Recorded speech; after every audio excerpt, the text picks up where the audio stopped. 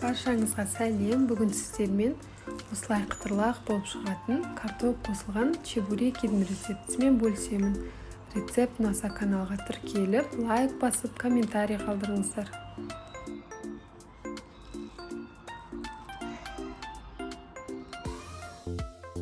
Ең алдымен картопымызды тазалап, жақсылап жуып, видеода көрсетілгенде ұсақ етіп турап алып, қайнауға жіберетін боламыз.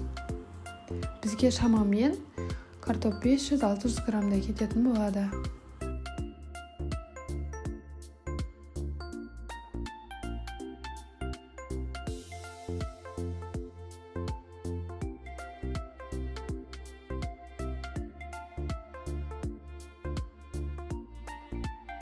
Картоптың бетін жауып, астын қосып, қайнауға жібереміз.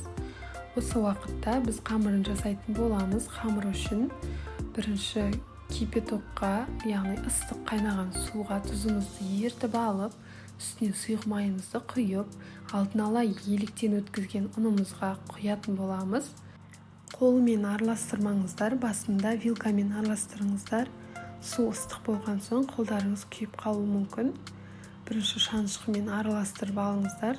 Сосын артынан жақсылап қолыңызбен араластырып, қамырдың иін қандырып тұрып илеп аласыз.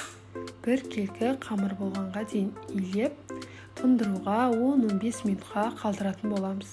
Одан кейін тағы да алып бір иін қандырыңыздар. Картоп қайнап бастағаннан кейін бетінен көбігін алып тастап, тұзымызды салып араластырып, піскенге дейін қалдыратын боламыз. Картопымыз піскеннен кейін тұзын, бұрышын салып араластыратын боламыз. Мен көк пиязда қостым. Пюреміз дайын болғаннан кейін тұнған қамырымызды алып, видеода көрсетілгенде етіп, кішкене бөліктерге бөліп шығамыз, бәрін бірдей етіп, сосын дөңгелек суалалар жасап, қамырымызды жоққа етіп жайып шығатын боламыз.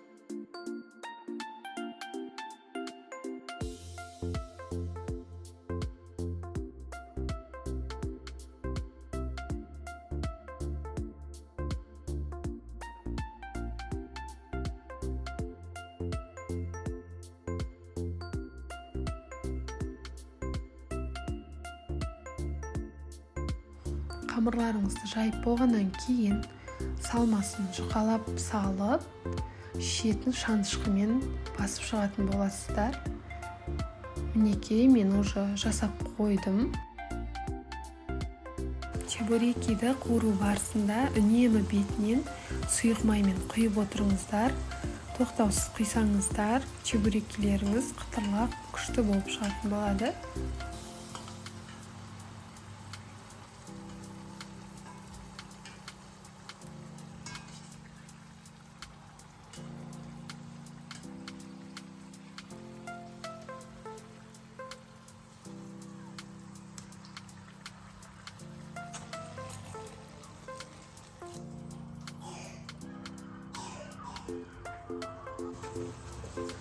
Мінекей, чебуректер пісіп шықты, сырты қытырлақ, іші сочный болып шығады.